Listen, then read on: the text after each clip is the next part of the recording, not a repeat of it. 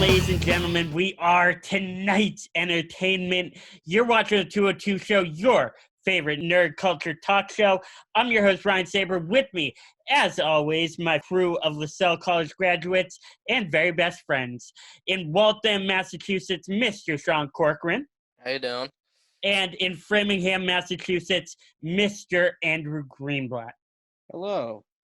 All right, guys, so once again, we are the 202 Show, the variety talk show where we talk about entertainment, music, sports, TV, movies, video games, comic books, and all things nerd. We post new videos every week, so make sure to subscribe to the channel and follow us on Twitter and Instagram at the 202 Show. So, kicking off this evening, I want to address a rumor that I saw on social media this past weekend, and it was actually Kevin Smith who had mentioned this, or if you would just repeated it, that he had heard that Charlie Cox could be reprising his role as Matthew Murdock from the Netflix Daredevil series in the upcoming third Spider-Man film, which is due out in a few years. First of all, I think this could be a stretch for a couple of reasons, namely that the MCU and the Netflix universe have never actually been confirmed to have been one and the same, even though there were a couple of very quick references in the series themselves. So, Greenie, why don't you start us off? First of all, do you think the rumor could be true? No, and it's not true at all. Think Daredevil, there's a possibility that we could see Daredevil in the next Spider-Man film? No, not going to happen. Why? I think it's too soon. I think it's too soon. Like, we just finished with the Daredevil. We're not getting another one, not for a little while at least. Also, I don't think they're going to continue with Charlie Cox. Charlie Cox was amazing as him, but they're going to want to separate themselves from the Netflix series. Why? If the Netflix series, so okay, I understand on one hand why they would, but on the other hand, if the Netflix series was so successful, why not use them? And when I circle back to me, I know I'm going to bring that up, that they have them, so why not use them? I think there's also just a lot of contractual things, I think, and there's a lot of behind the scenes stuff that we will probably never know about, and I think that's just the main issue with it. Sean, what are your thoughts? Do you think we could see Daredevil in the next Spider-Man movie? I gotta go Greenblatt on this one. I don't think it's gonna happen. Would I like it to happen? I mean, absolutely. I thought Charlie Cox was amazing during that show, and I was very disappointed when they canceled that among all the other Netflix shows. But we all were. I just feel like it's a bit of a stretch of anything. I feel like track record-wise, they just wouldn't do it. So here's my opinion on it. So one way or another, right now, Marvel's at a point where they can go in a bunch of different directions. Because as of right now, they have no big story arc to follow. The Infinity Saga just wrapped up. They have a handful of big-name characters still on the roster at the moment, but two of their big three are gone. Yep. We know that we're going to get the Fantastic Four. Mm-hmm. We know they wouldn't have paid all that money for the X-Men if they weren't going to do anything with it. If they weren't going to do anything with it. Well, Kevin Feige said that they did have big plans for both the mutants and the X-Men. Mutants and the Fantastic Four. Exactly. So we have a very open future in front of us. Yeah. And of course, with those characters, you can obviously either recast them or stick with the actors you have in the Fox universe. Now, I think it's 90-10 they recast, with the exception, obviously, I think is going to be Ryan Reynolds playing Deadpool. Yep. They already said he's working on Deadpool 3 with Disney. Yeah, so I don't think there's any chance that changes. But at the same time, in tracking back to the subject at hand, they have all these new characters where they have all this possibility to go with, but you also still have the old characters that could fit right into the New York universe and the Spider-Man universe with some incredible actors playing these fan favorite guys. And I know these fans have been attached to these characters forever. Me, particularly, I've been a Daredevil guy since I can remember reading comic books. Daredevil is one of my personal favorite characters. I have volumes of it right over there. And so you've got fans like me and fans like my dad who have been reading them since they were my age, these characters since they were my age and following these characters forever, that now you have guys like Charlie Cox as Daredevil. You have Vincent D'Onofrio as Kingpin. And, of course, my personal favorite, you have John Bernthal playing the Punisher. Yeah. You have Mike Coulter playing Luke Cage. Like, you have some really amazing, talented actors playing these characters that, me personally, I feel like it would just be a waste to get rid of. And yes, we can say, well, it was short-lived, and they went on a high note with Daredevil 3, and they took the platform they had, and they did their best with it. But at the same time, we only had 3 seasons of Charlie Cox's Daredevil. We only had, realistically, 2.5 seasons of John Bernthal's Punisher. I see so much more they can continue to do with this. And especially to me, like I said, I just feel like it would be a waste to start over. Because contractually, you had brought up the Greenblatt, there's a lot of contractual stuff to go into it. I know for a fact one of the things in that contract was that even with Disney Plus, Disney couldn't use the licenses or couldn't use the characters that were used in Netflix for 2 years. Well, they cut the contracts in 2018, and right now it's 2020. Once coronavirus is done doing its thing, they're going to have to make new content for Disney Plus. I know we talked about Moon Knight they already have, and we're getting a Captain Marvel, Ms. Marvel TV show, mind you, and She-Hulk. I don't see any reason they can't bring Daredevil, Punisher, Luke Cage, and Iron Man back up and bring that back to the forefront. Do you mean Iron Fist? Iron Fist, sorry. Iron Man. I mean, the RDJ said, like, RDJ did say that he was willing to go back because of how bad, he said because of how bad Doolittle is, he's willing to take a pay cut to come back. Here's the thing, though.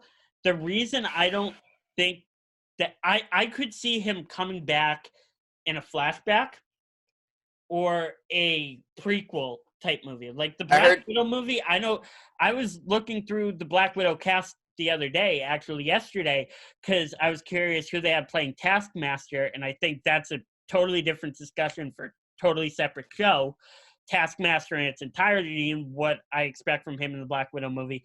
But I wouldn't be surprised to see Robert Downey Jr. pop up again in a prequel type movie, but he is in Black He's Widow. Supposed to be in Black Widow. That's what I heard. He's supposed to be in Black Widow. That's what I'm saying. He's all but confirmed for it. Yeah, but for a movie coming out forward, being post Endgame, no, he's dead. We're done. No, obviously not. They can't rewrite that.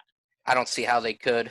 Exactly. I'm not sure I'd want them to be honest. It'd be just bad. It just wouldn't be a good thing. Exactly. It would look ridiculous. You went out on such a high note with Avengers Endgame. Why would you walk back on that?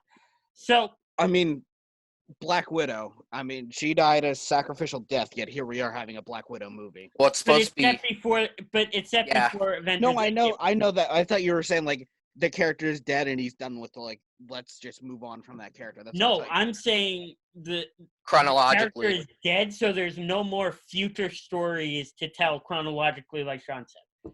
I mean, they could do like what they did in Civil War II, the comic. Like they have him as an AI. Yeah, that's too much though. I wouldn't go there. But so it's actually really funny that Avengers Endgame came up because that's where I wanted to kind of continue going with this conversation. And I thought we were going back to Disney Plus because there were a few other shows that they announced as well. No, I want to talk about how if, and this is a big if, they do decide to bring in the Netflix universe into the MCU, how realistically I think they could do it. Now, as we talked about 2 minutes ago, and as I just mentioned, they're bringing in the Fantastic Four. Yep. They're bringing in the X-Men. Yep. I think it's going to be very hard to explain storytelling-wise how the Fantastic Four are just showing up now. I was just thinking that too. Like, where the heck were these people? X-Men are just showing up now. Like, how are you going to explain that there's been this school in New York that's held superpowered individuals this whole time for 18 straight films while the world's ending and the X-Men have been there, but they haven't been there to stop it with the Avengers? I mean, I was- How are you going to there's- explain that? there's a good X-Men. I don't know about the X-Men, but I can think of a good way to bring in the Fantastic Four.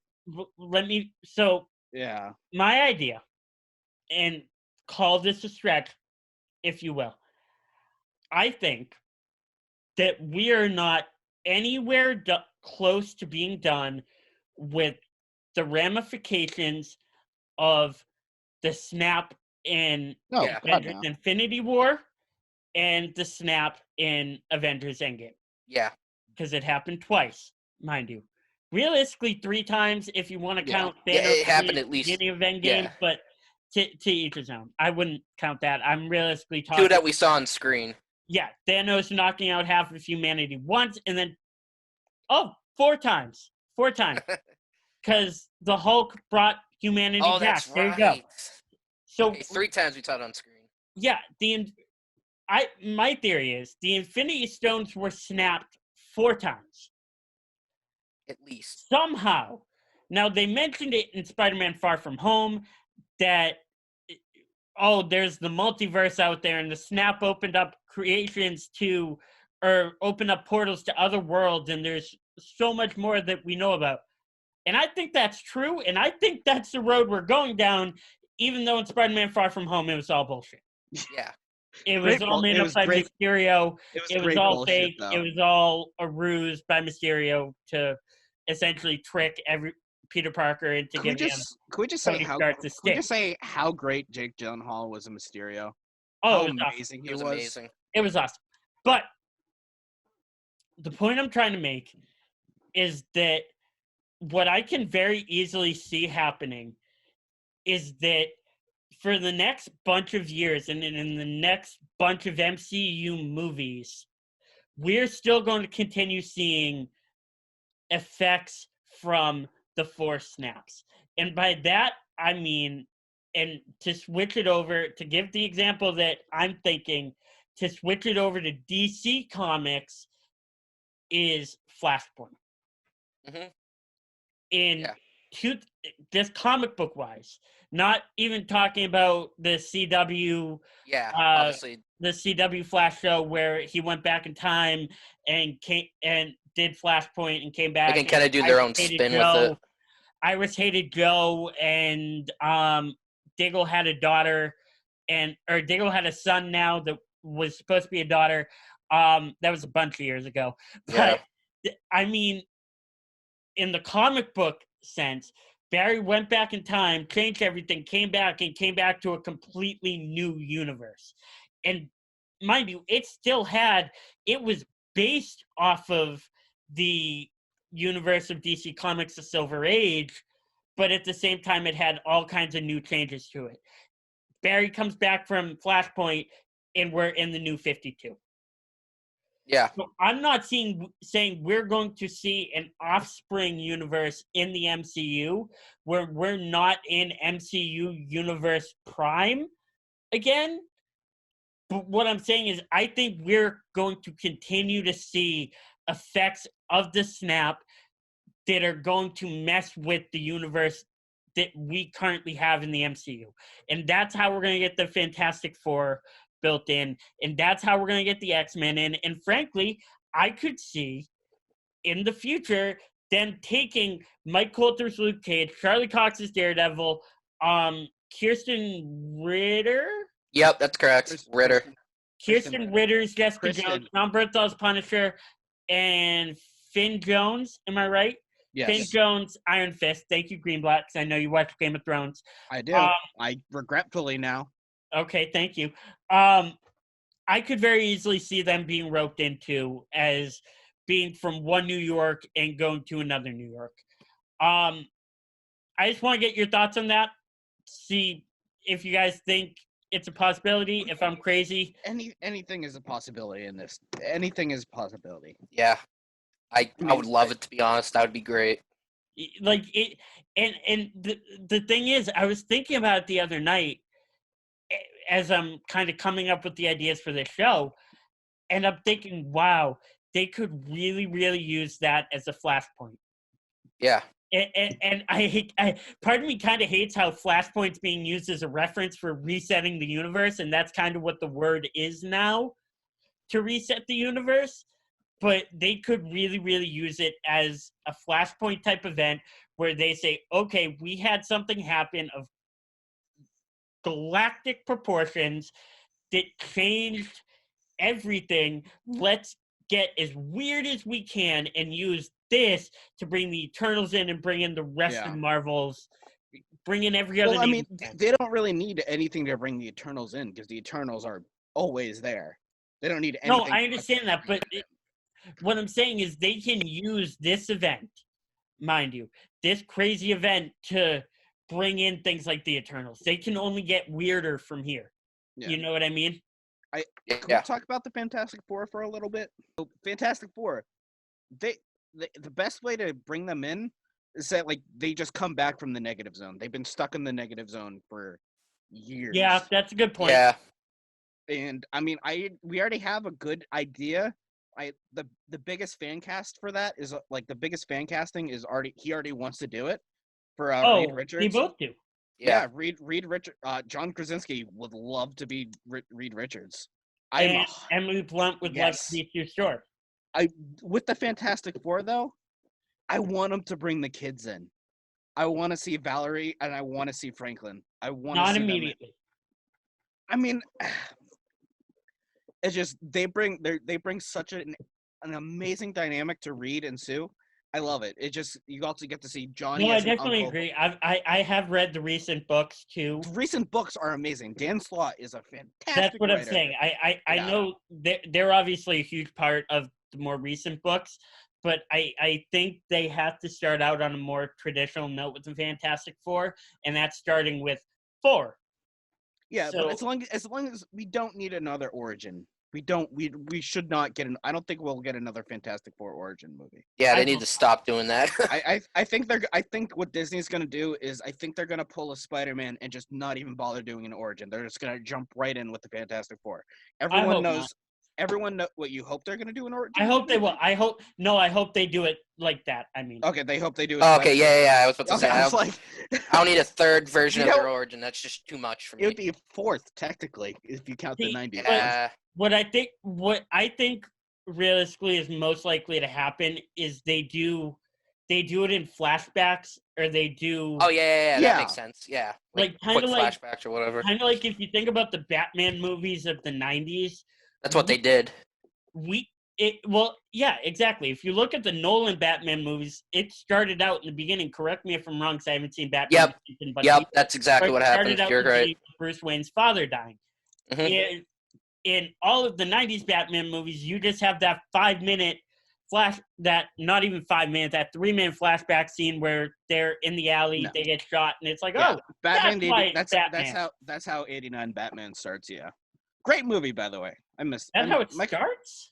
89 Batman. Yeah, I think it starts with like him, doesn't it? No, it starts with the mugger trying to get this random family of right. Similar. It wasn't the one we're thinking of. I haven't seen. It's been a couple years since I've seen Batman 89. I gotta rewatch it. Well, we're all stuck here. Yeah. All right, we're gonna take a quick break. When we come back, we're gonna talk the future of the New England Patriots quarterback situation, and then we're going to do our 202 draft for this evening. You do not want to go anywhere. You are watching the 202 show. Welcome back to the 202 show, your favorite nerd culture talk show. I want to continue talking about something that we touched on last week, and that is what the New England Patriots future might hold now that Tom Brady is officially a Tampa Bay Buccaneer. So, as of right now, Cam Newton's still a free agent, Jameis Winston's still a free agent, Andy Dalton's still a free agent, and Derek Carr might be out of a job. Yeah. The Patriots quarterback room currently consists of Garrett Stidham, who I like, but is completely unproven, Cody Kessler, who's a career backup and only real starting experience was with the train wreck Cleveland Browns. Yep. And I think he started a game for the Jaguars, correct me if I'm wrong. And Brian Hoyer, who has the most experience of the bunch and has obviously been in the Patriots system for years, but is by absolutely no means a franchise quarterback. No. Now, Doesn't have the age for it either. yeah, I think it's absolutely obvious in today's NFL that you can't win a Super Bowl without a quarterback. If you look at the previous 15 to 20 of them to win a Super Bowl, surprise, surprise, are almost all elite. And I know everyone is going to be quick to point out Nick Foles in 2017, Joe Flacco in 2012, Eli Manning in 07 and 11. And while they might not be in the category of all-time greats like Tom Brady, Peyton Manning, and Drew Brees have in the last bunch of years, there's no denying that they played out of their skulls when it counted most. Now, Absolutely. yeah, I don't think it's a push, and I like Brian Hoyer. I don't think it's a push to say Brian Hoyer is not going to take us to a Super Bowl, no matter how good Bill Belichick is. Not to mention the fact that the defense lost Kyle Van Noy, Jamie Collins, and Landon Roberts. And Danny gutted. Shelton. Yeah, and Danny Shelton, thank you. This is not a team that can afford to be weak at a quarterback position if they want to compete in the AFC East, especially with the really good team up north in Buffalo. So, especially because they just signed a big wide receiver, didn't they? I traded for Stephon Diggs. They got Diggs, yeah. They got Stephon Diggs with what's his face throwing to him? Josh Allen. Yeah, Buffalo I think is the best team in the AFC East right now. Yeah. So, gentlemen, floor is yours. If you're Nick Caserio or Bill Belichick, what do you do to address the quarterback position? Do you headhunt a big free agent? Do you stick with what you have? Do you take a guy from the first round? Sean, why don't you start us off? What are your thoughts? I honestly think you got to go after somebody that's in the free agent market. I mean, obviously, Stidham's nowhere near ready. He might be someday, and I have faith in him right now, but he's not ready. The little we saw from him last year was not enough to go off of. So I think their best bet's to go after a free agent, or worst case scenario, draft somebody in the draft. Who would you? So, assuming the Patriots stick at 23, right? Yeah. They don't move up. Part of me is saying I think they can make an attempt to move up. Yeah. I don't think anybody's going to trade with them. No. Nobody's going to make the New England Patriots' life any easier. Why should they'd have to give up a lot to pull that off? Yeah, they'd have to sell the farm to get up there. Yeah, pretty much. They're not going to get Joe Burrow. No, God, no, that's not happening. They're not going to get Tua Tagovailoa. Nope. I don't think they're going to get Justin Herbert. No, I think Justin Herbert's going to go number 6 to the Chargers. A lot of people say Jordan Love. What about is Jalen Hurts this year or is he next year? Jalen Hurts is this year, but he's second, third round pick. Not a first. Not a first. He was Ohio State's, right? He was Oklahoma. That was Justin Fields. Alabama before that, and then he went to Oklahoma for his last year. You're right. You're correct. Justin Fields, right? Yes, Justin Fields is Ohio State. Is he this year or is he next year? Justin Fields is next year. And that's what I think the other question is. Tank. Initiate the tank. Because you have arguably two guys definitely one. And I know we'll definitely talk about him when we get to our next segment. You have one guy coming out in Trevor Lawrence who's the biggest can't-miss prospect we've seen since Andrew Luck. Oh, yeah. And you have Justin Fields, who might not be Trevor Lawrence, but he's pretty close. He's pretty good. He's pretty good. I know Lawrence is like another level, but Fields is pretty damn good. Fields was a ton of fun to watch at Ohio State. I watched a few Justin Fields reminds me of Cam. Yeah, Justin Fields reminds me of Cam who can throw. Oh, yeah. That's the big difference. Because Cam's not accurate. And I think that's part of the reason I don't think Cam Newton could fit in this offense is because he's not accurate. So, I was about to say. Sorry. No. Sean, no? I was going to say, Cam, I mean, I don't hate the idea, but at the same time, personally, he's got a good arm. It's just, the question is more than likely not going to end in your team's one of your players isn't going to catch it. It's going to be a guy on the other team. So that's just And not just that, but he's not. I don't see him and think New England Patriots style. No, he's doesn't. too flashy. He's too much of an entertainer. He's got too much going on off the field. We need. Do I mention Ocho Cinco? Oh Jesus! There you go. It just doesn't work. He was at the end. But He Ocho Cinco was but wide receiver. It's different. It's different between a wide receiver and a quarterback. The Yeah. quarterback in the New England Patriots, for the last 20 years has been Tom Literally Brady, 20 who years, wrote yeah. the textbook on being a class act. Yep. yeah. Exact opposite of Cam Newton. Maybe he picked it up from Joe Montana, John Elway, Johnny Unitas, and Dan Marino, but kept the textbook going. You need a leader, book nerd, who's going to stick his head in the playbook and not pull it out, and somebody who's a mature guy who can just distribute the football. And so, to me, I think the Patriots should have gone after Teddy Bridgewater. Oh, They absolutely I I was think shocked Teddy they didn't. Bridgewater would have been the perfect fit. I think if they're not comfortable in Jarrett Stidham turns out to not be the guy, and they figure that out from now in the beginning of the season, I trade a third-round pick for Josh Rosen, who I would totally do that. I like think Rosen. is still a very viable quarterback. I think he's gotten screwed more than any other first-round pick that hasn't been drafted. First-round quarterback 100%. who hasn't been drafted by the Cleveland Browns. Oh, yeah, I might was work gonna out in say. Arizona, and then they got a chance to get Kyler, so they're like, bye. And they shipped him off to Miami, where he had to play behind Fitzpatrick. Of all people, really. Now, granted, you can argue that if Josh Rosen was really that good, he would have beat out Fitzpatrick, but that's an argument for a different day. Yeah. My thoughts are, and everything I'm hearing, and I know Devin McCourty mentioned something, Stephon Gilmore mentioned something. These two definitely know what they're talking about when it comes to football. I'm hearing Jarrett Stidham might be the guy. He might be. I really. And that's the thing. We just don't know. My thoughts are, and bear with me for a sec.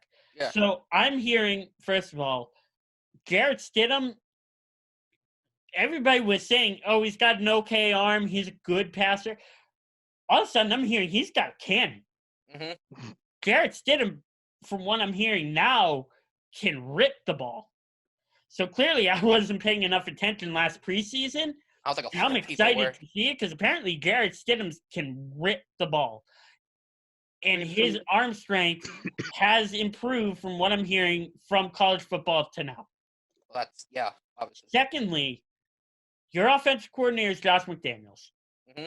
Your head coach is Bill Belichick.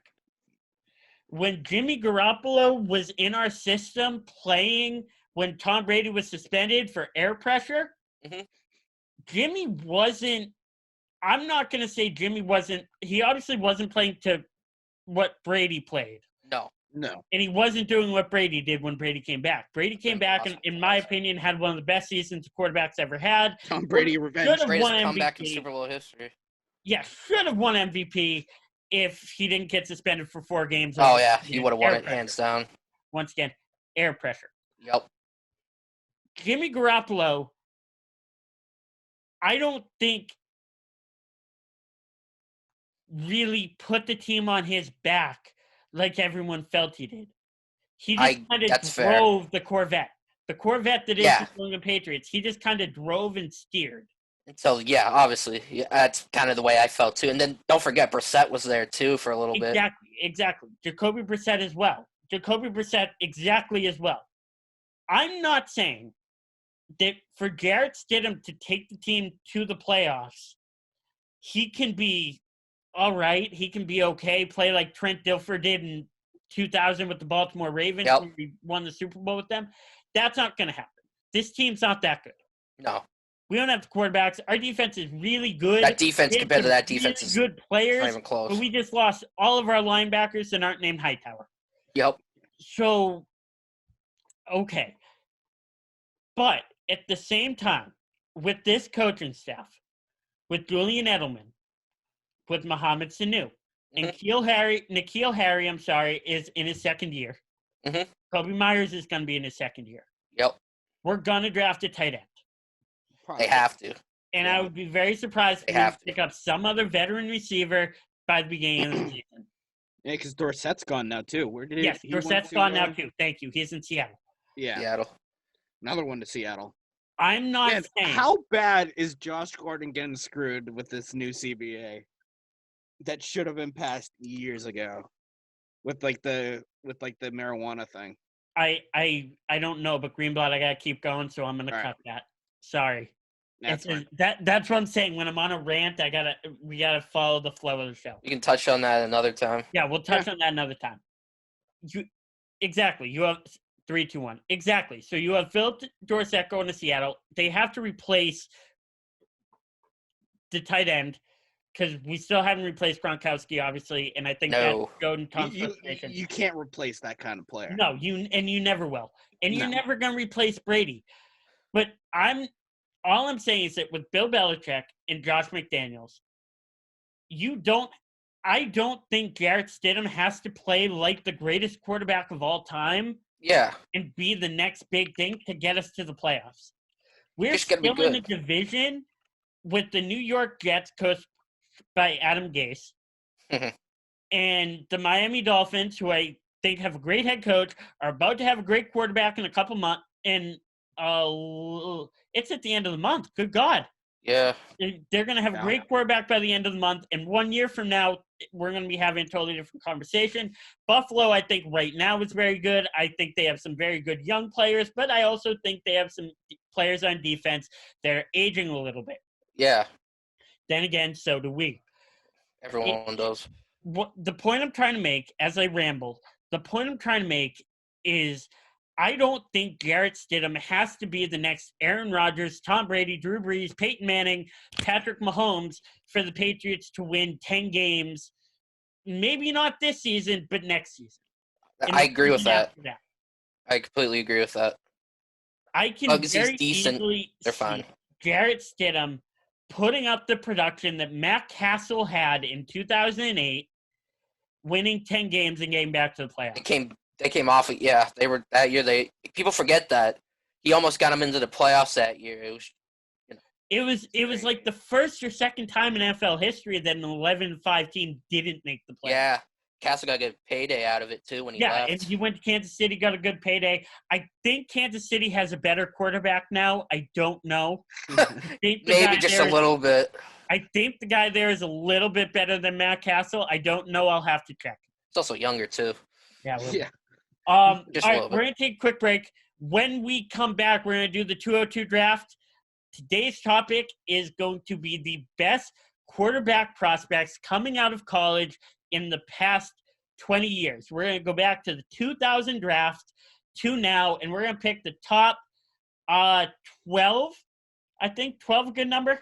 Top Sounds 12. fine to me. I looked yesterday. There's either 56 or 57 of them. And that's right. So we're going to pick the best quarterback prospects coming out of college. Of course, quarterback prospects taken the first round, so you do not want to go anywhere. You are watching the 202 show. Welcome back to the 202 show, your favorite nerd culture talk show. I'm your host, Ryan Saber. It is time for the second 202 draft, second episode, second draft, because I love this game. So the 202 draft is basically just like the NFL draft, NBA draft, MLB draft, or your local fantasy draft. We have a category, and we pick players, actors, characters based on that category. Last week, we did the best MCU villains, the best supervillain portrayals. That's correct. In movies and TV. This week, our category is best quarterback prospects in the last 20 years. So I want to give an example of this. It's the same example I told Sean at this point 3 times in the last hour and sent it out in an email. So Patrick Mahomes is the best quarterback in football right now. Patrick Mahomes, coming out of the draft in 2017, was kind of a hit-or-miss prospect. Had a huge arm, didn't know about his decision-making skills, and his playbook was quote-unquote simple. He fell to number 10. Jamarcus Russell, in 2007, had a gigantic arm, had a huge frame, and was exactly what quarterbacks were supposed to look like in 2007, so he was a can't-miss prospect, quote-unquote. They missed.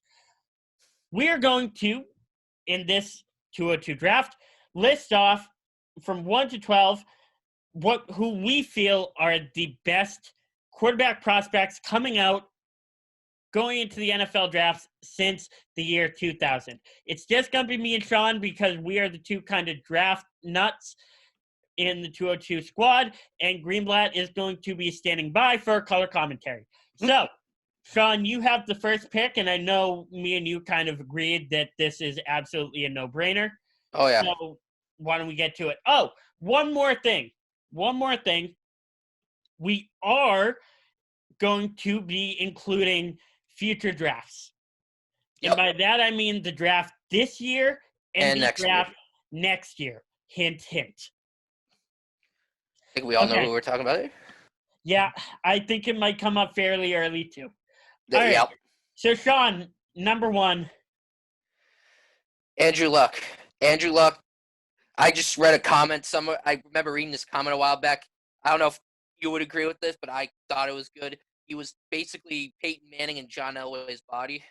Yeah. Oh, completely. He had completely. Peyton Manning's, he had Peyton Manning's skills. He was an absolute stud at Stanford, and unlike Manning was a little bit huskier in a way. I mean, Elway was a little bit more, thinner, graceful, a little more muscular in a way. But I mean, Elway was a crazy athlete too. Elway was. You see some of the hits he took in the last Super Bowl he played when he was like, I don't know how old he was. He could still take it then, so he was just an incredible athlete. I thought Andrew Luck was too. The only thing that I think he had a solid career in the NFL. The only thing that derailed him was derailed him. Sorry, was basically injuries. Obviously forced him to retire, and he's out. Is he even 30 yet? I think it was either 29 or 30. Yeah, there was absolutely no doubt on this one. Yeah. Me and you came to a consensus before we started this. It's like, yeah, Andrew Luck's going to be number one. And I've already mentioned it, saying this guy's the best prospect since Andrew Luck. Andrew Luck is the gold standard. You don't see that. No. And the two guys you mentioned, I think, were the gold standard before Andrew Luck, and that was John Elway and Peyton Manning. And in all seriousness, Peyton Manning and Ryan Leaf came out in 1998, and I think if they had come out past 2000, could qualify for this list, they would be up there in the top in the top four.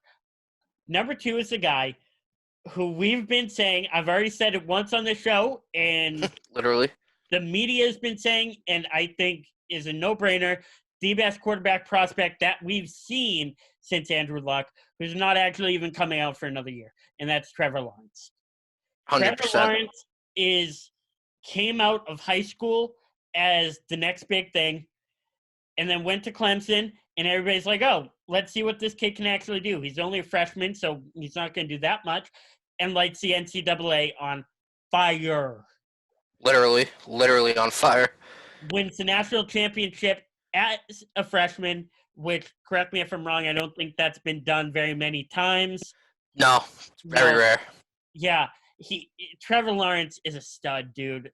Trevor Lawrence really is the best quarterback we've seen since Luck. He's got such a natural, fluent throwing motion. I don't think he was a baseball player, but his looks like he was. Yeah, his throwing motion has a very baseball feel to it. He can move. He's athletic. He's smart. He's a leader. He's not a dickhead like Jameis Winston, Johnny Manziel. One way of putting it. Yeah, I really do believe in this kid, and I think there's going to be a team kind of hoping it's the Patriots, except like I said, I really think we have something instead of. I kind of don't see him doing it either. I don't see Belichick just doing that. Absolutely just tank. Get number one, and I think Trevor Lawrence could come in just like Andrew Luck did and take an absolute nothing franchise and win 11 games in 1 year. I'm a huge Trevor Lawrence fan. I'm rooting for him, and what I really hope is going to be his last year in college. I hope he doesn't make the mistake of playing senior year. This kid is going to be the number one pick of the 2021 draft, and it's not even close. He is 20. It's done. Yeah. He literally didn't lose a game in college until literally the last championship game. I don't think he lost in high school either. Something like that. It was insane. The guy's a stud. The kid's a stud, man. The kid's gonna whatever team he goes to is going to luck out. No pun intended. 100%. Sean, number 3 picks to you. I'm going with a bit of a dark horse. Well, not really dark horse. I would say Matt Ryan from BC. He was absolutely a stud at BC. I remember going to see him when he played there. By far the best quarterback prospect to come out of that school. It's not even close. Certainly in the last 20 years. It's not even close. Yeah, I completely agree. And I remember the pride in 2008 being like, wow, Matt Ryan coming from BC. Of Like, all places. nice, man. Okay. Number 4, I'm going to be honest, not a traditional quarterback. In my opinion, the best natural athlete to ever play quarterback and probably the most fun prospect to watch and the best natural, like I said, natural athlete prospect to come out of college at the quarterback position is Michael Vick. That's absolutely. I don't think there is any doubt, and this is a kind of a ballsy statement, but I stand by it. I don't think there is any doubt that if Michael Vick in Philadelphia, the adult, was playing in Michael Vick in Atlanta's body, looking at a Hall of Famer. Oh, yeah, 100%. Michael Vick in Atlanta was a freak. If you're watching the NFL now and seeing Lamar Jackson, what Lamar Jackson can do, where he's just the fastest dude on the field and he's running by everybody, and you just visually see it like, damn, this dude is better than everybody else. Yeah. That was Michael Vick in Atlanta. The difference is Lamar Jackson knew what the defense was doing because he studied. Michael Vick didn't study. He was having a great time. Michael Vick in 2001 was just nasty. I mean, still to this day, the greatest. One of the just the other day on Twitter, there's a big a big debate going on. What is the biggest athlete cheat code in any video game? And Michael Vick. Michael Vick and Madden 04 was like the number one answer. Oh, and it's not even close. Except there were a few other ones that were pretty close. I will say, and you're gonna think I'm nuts, and you're gonna think, oh well, it's just because it's recent in the game now. Patrick Mahomes is really fun to play with, but that's a different argument. Sean, number 5 to you. Number 5. I think I'm gonna go. I'm not as good as draft as you are, so I went through this list and I went with what I kind of knew, and I went with pretty good pick. I thought he was pretty good. Was Matthew Stafford at Georgia? Yeah, he was something at Georgia, and there was a reason why he went so high in the draft. Obviously, he had an arm. He could just do it a lot of. Oh, he had a bazooka. He had a bazooka. Yeah, his arm was ridiculous. Maybe not Patrick Mahomes. No, I would argue Matthew Stafford had an arm equal to Patrick Mahomes coming out of college. The difference is Patrick Mahomes could do more with it. Yeah. Oh, yeah. Matthew Stafford had to have his feet set and could just let the thing go. Patrick Mahomes could do it from all kinds of angles. Dude, Matthew Stafford was a freak. Matthew Stafford, you hear stories about as like a 6th grader was throwing the ball like 50 yards. Yeah. Like you hear these weird Bo Jackson legend stories about Matthew Stafford. Quarterback version of Bo in a lot of ways. He has an arm. He really was. It was just nuts. Let's talk about another number 1 overall pick. And a guy that actually had a little bit of controversy surrounding him when he came out of college. And I know I already mentioned his brother in this segment because his brother being the number 1 pick in the 1998 draft and arguably, in my opinion, the number 3 greatest quarterback of all time.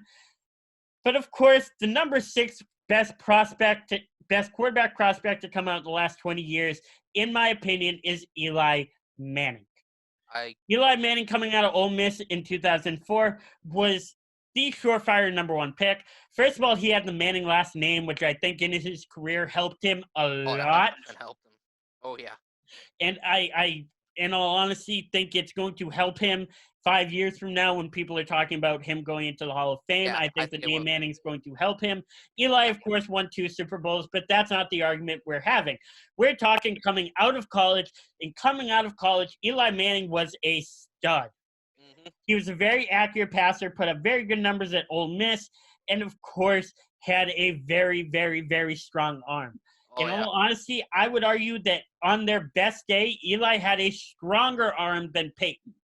Wasn't as accurate, wasn't as smart with it, but Eli could shoot the thing. Shuck it. It was unbelievable. Yeah, all you have to do is look at the pass that still makes me cry, where he's I can't even basically watch it. lopsided, being pulled down, throws the ball to David Tyree at an awkward arm angle. Man, Eli Manning had a cannon. I'm having like more flashbacks from that. Yeah. Yeah, exactly. Of course, Yeah. when he came out, he didn't want to go to the Chargers, so the Chargers traded him to the Giants for The Philip Rivers. fourth And pick. the pick that would end up becoming Sean Merriman the next year. So worked out for both sides. Number 7, Sean, balls to you. All right, number 7. I'm gonna go with. This is a quarterback from a school that I hate because I'm a Notre Dame fan, and I picked Carson Palmer from USC. Ooh, nice. Carson Palmer.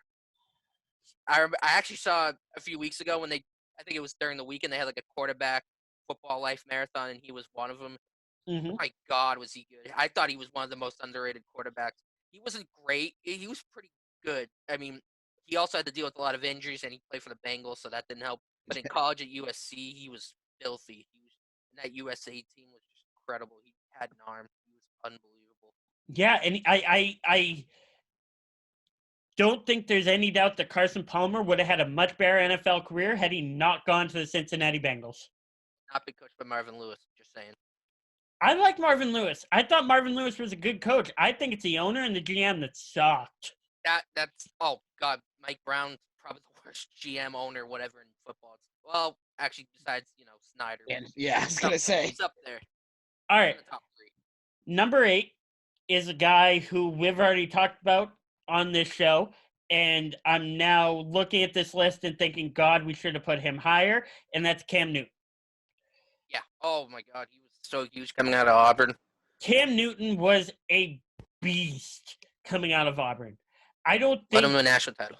yeah, I don't think we've ever seen something like Cam Newton coming out of Auburn. The only reason I think he's at number 8 and not further up is because he could not hit the broadside of a barn. Ew. As I've expressed with Josh Allen, and I've used this analogy with Josh Allen a billion times talking about him, especially when we had our radio show talking about he was 18, right? Talking about the 18 draft. Yeah. Josh Allen could not hit the broadside of a barn, but if he did hit it, he would put a hole in it. Oh yeah, he had. Cam Newton coming out of college was the Pop. same way. Cam could run. Cam could throw. Cam was just an absolute monster. He was like a defensive end playing quarterback. Exactly. Who was the one who said that? It was whoever the Rams defense coordinator was in that All or Nothing show. I know what you're talking about. I think it forgot was, his name though. What's his name? The Bounty Gate guy. Greg Williams. Oh. Greg Williams. Yep. Greg Cam Williams. Newton's a defensive end playing quarterback. Cam was a beast, and like I said, the only reason I think he's so far down the list is because he wasn't the passer that Carson Palmer, Eli Manning, Matthew Stafford, Matt Ryan, Michael Vick, I think was still a better passer Yeah. than Cam Newton. Michael Vick could throw the ball, and I don't think people remember that because they're like, whoa. Oh, we've seen him around here. Yeah, but he was also kind of like John Elway, too. Had a heck of an arm, man. Yeah, Cam at number 8, and like I said, he probably should be higher. It's just I don't think he had that great of a passing arm. I think he had a bazooka, but he couldn't. Wasn't accurate. Put the ball in tight spaces. Sean, balls to you, number 9. Number 9, I'm also going a little bit back to when I was probably around 10 or 11. Texas quarterback Vince Young. Nice. He had that game against USC in the national championship game. He could do it all. He could throw. He could run. Ran in the winning touchdown. He was one of the biggest names, the touted names to come into the draft and whatnot. And he actually wasn't. He had a good year or two in the pros. It just didn't work out. But yeah, he won Rookie of the Year. He won Rookie of the Year. But I mean, it's in Texas. That was probably the last time Texas was really relevant, to be honest. And the only note I will say with Vince Young is he was very similar to Cam, and he wasn't a great passer. Oh, no. But first of all, I remember so he won MVP, not MVP. He won Rookie of the Year in 06. I remember being 10 years old, 1996, and hearing everybody say, wow, Vince Young throws like a girl. And it had nothing to do with the making fun of girls. It's that girls not saying this is true at all, but there's the idea that girls threw like this, and Vince Young had the throwing motion where he would just kind of go like that. Yeah, he just flipped. Yeah, I see what you mean. Yeah, I remember watching that and being like, wow, I don't like this. Why am I uncomfortable watching this? Didn't work out in the end. Yeah, didn't work out in the NFL. He didn't have a great arm. He wasn't very accurate, but he was an amazing runner, and kind of like Tom Brady, where he wasn't the most talented, just managed to get it done. And he got it done in college probably more than any other quarterback in recent memory, aside from Tim Tebow. Yep. Yeah, Vince Young was a stud. Number 10, I'm actually going to pick the only guy. Oh, well, Matt Ryan wasn't number 1. Matt Ryan was number 3. So, but I'm picking the only one on this list who wasn't the first quarterback taken. Mm-hmm. And that's Carson Wentz in 2006. Oh, yeah. Carson Wentz, of course, fell behind. Jared Goff went number 2 to the Eagles, where Jared Goff went to the Rams.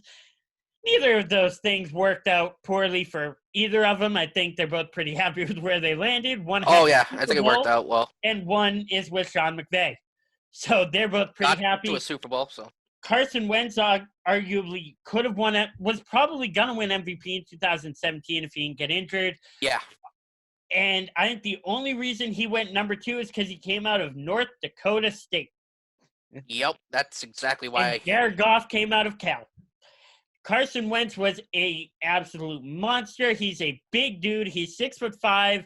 I think he probably came out at something like 225, had a cannon for an arm, super accurate arm, can move around the pocket, can make throws on the run, and put up some really good stats at North Dakota State. Once again, the argument, he plays for North Dakota State. So the argument, of course, being, well, the talent he played there doesn't compare to the talent in the NFL, and Jared Goff played in the Pac-12, which really isn't that much better, but we'll let it be. Mm-hmm. Yeah, Carson Wentz at number 10, man. I think it worked out really, really well, and I think he was an absolute stud. He was ridiculous in college. Yeah. Number 11, your last pick. My last pick. Ooh, just looking down at the list. I'm going to go with another big prospect that was touted coming out of college. Let's put it this way, didn't quite work out in the NFL, and that was Sam Bradford at Oklahoma. Oh, you took mine. Did I really? Yeah. I saw another one on the list I thought you were going to take. But, Sam Bradford was huge coming out of Oklahoma when he got drafted. Dude, I was a huge Sam Bradford OU guy. Oklahoma, that was a good team when he led it. Oklahoma was my first college football team that I actually liked and actually followed, and it was single-handedly because of Sam Bradford. Oh, yeah, 100%. My sixth grade English teacher, mind you, that was middle school, so multiple subjects. He was a huge Oklahoma fan, and that was the year Sam Bradford won the Heisman. Yep. So I was in that class, and he would wear his Oklahoma Adrian Peterson jersey every Friday. Of course, he wore it under something, but he'd show us. Yeah. That was a weird motion. But dude, Sam Bradford, OU. The big knock on him was, of course, the injuries. His last 2 seasons, he got injured after winning the Heisman Trophy. Yep. Had one great Rookie of the Year season, and then got to the point where it's like, oh, God, this man gets injured opening up his car door. Is he even on a team right now? Huh? Is he even on a team right now? No, he retired a couple of years ago. Did he? I couldn't remember. He went to the Vikings. He went to Philly. Started out in St. Louis. He started out in St. Louis, went to Philly, might have gone to the Vikings. He did. Maybe that was just a Madden franchise I created. I don't know. No, I thought he did. I don't know if he played, though, or he definitely didn't last. Yeah, Sam Bradford, great player. Didn't work out in the NFL, but great college prospect. Oh, he was ridiculous in college. Number 12 for me. This is going to be arguably the biggest draft bust of all time. And I already mentioned it once, and that's Jamarcus Russell. Oh, buddy, Jamarcus Russell. Completely did it to himself. Yeah, he really did. If you didn't hear Sean, because I know his audio just cut out, he did really do it to himself. This guy who slept through meetings, of course, my favorite story is one of the coaches of the Raiders gave DeMarcus a DVD and said, these are all the new plays we're going to install. Go home, watch them, and come back and tell us what you think. And he came back, and the coach said, DeMarcus, what do you think of the DVD? What do you think of all the plays? And he's like, oh, don't worry, coach. I liked all the plays. I'll run them. And the coach said, DeMarcus, it was a blank DVD. That explains how DeMarcus Russell did in the pros, but at LSU, he did really, really good. Had a cannon arm, great mobility, great footwork, and it just didn't work out in the NFL. But number one pick in the 2007 draft, of course, the biggest mistake Al Davis has ever made, and there are a bunch of them. There are a bunch of them. Basically, you could say Russell just ate himself out of the league, like literally. Yeah, ended up becoming, I think, close to 300 pounds in his last season with the Raiders, which I think was 2009. That's correct. My head, it was 2009. I think so, yeah. I know Sean and I were talking about this before, but let me just go over to the 2007 draft and talk about some of the guys who were taken after DeMarcus Russell. Nope, that's 2007 NBA draft. That doesn't help me. Yeah. Well, if you're Raiders fan, you cringe. So in the first round of the 2007 NFL draft, DeMarcus Russell was the first pick. Mm-hmm. Calvin Johnson was the second pick, Hall of Famer. Joe Thomas was the third pick, Hall of Famer. Yep. LaRon Landry was the sixth pick, very good player, not a Hall of Famer. No. Adrian Peterson was the seventh pick, Hall of Famer. 100%. Yep. Regardless Patrick Willis was the 11th pick, Hall of Famer. Yep. Marshawn Lynch was the 12th pick, Hall of Famer. Mm-hmm. Yep. Darrelle Revis was the 14th pick, Hall of Famer. Yep. Lawrence Timmons was the 15th pick, very good player. Very good. Reggie Nelson, 21 to Jacksonville, had a better career with the Bengals, but very good player. Still turned out good, yep. Anthony Spencer, just wrapping this up a little bit quicker. Dwayne Bowe, Brandon Merriweather, John Beeson, and Anthony Spencer, all very good players. Brandon Merriweather. Yeah. Jesus. Joe Staley, number 28, potentially a Hall of Famer. Yep. Greg Olson, number 31. I'm going to skip the very good players and just go to Hall of Famers. Greg Olson, number 31, potentially a Hall of Famer. Eric Weddle, number 37, potentially a Hall of Famer. Yep. Lamar Woodley, number 46, potentially, I don't know about that, but very, very good player. And Ryan Khalil, number 59, potentially a Hall of Famer. Oh, here's another good one. Number 86 in the third round, Marshall Yanda, Hall of Famer. Jerome Bushrod in the fourth round, good player. Ron McClain, fourth round, good player. All of these guys, Nick Folk, sixth round pick kicker, would have been a better pick than DeMarcus Russell. That's pretty bad. So once again, to wrap all this up, DeMarcus Russell, number 12 best prospect of the 2000s and 2010s, best quarterback prospect, that is. And the Oakland Raiders could have had Marshall Yanda, Ryan Khalil, Lamar Woodley, Eric Weddle, Reggie Nelson, Joe Staley, Ben Grubbs, Darrelle Revis, Marshawn Lynch, Patrick Willis, Adrian Peterson, Joe Thomas, or Calvin Johnson. Yeah, they royally messed that one up. As I said, biggest mistake Al Davis has ever made. What a biggest draft bust ever. Oh, I don't know about that. Ryan Leaf, though. I said one of. I said one of. There you go. There we go. That's better. That is going to wrap up our show for the evening. Thank you for watching the 202 show. We will be back next week. I don't know if we're going to do this next week, but I know sooner or later I want to do another draft where it's best draft prospects that weren't quarterbacks. Yeah, that's a good one. And if you're down for that, I think we can do that next week. I'm okay with it. Yeah, I like that. If we don't do a superhero draft next week or a music draft, we'll definitely do that within the next 2 weeks. We'll be doing it at some point. Subscribe and follow us on Twitter at The 202 Show and on Instagram at 202 Show. As always, I'm Ryan Saber for Sean Corcoran and Andrew Greenblatt. Thank you for watching. Have a great night. Peace.